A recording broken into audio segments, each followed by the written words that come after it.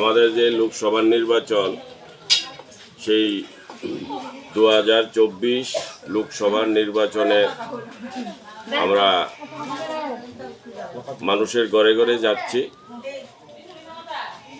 জনতা যেন আবার মোদি সরকারকে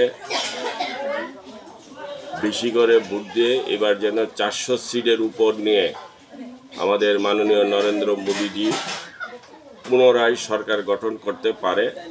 তার জন্য আমাদের এই এলাকার অর্থাৎ 18 সূর্যবনী নগরের সমস্ত কার্যকর্তারা ওনারা ঘরে ঘরে যাচ্ছে এবং আজকের এই দিনটা আমরা বেছে নিয়েছি।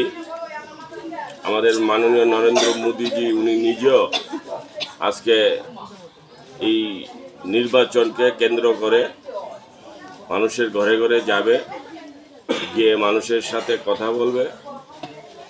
জনতা যেন আবার আমাদেরকে ভোট দেয়।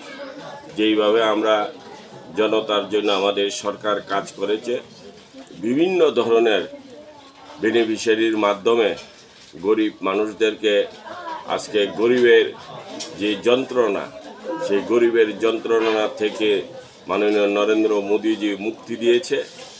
মানুষের যে একটা ভয়ভীতি ছিল, রাজনৈতিক ভয়ভীতি, সেইগুলি থেকেও আমাদের মাননীয় নরেন্দ্র মোদিজি মুক্তি দিয়েছে।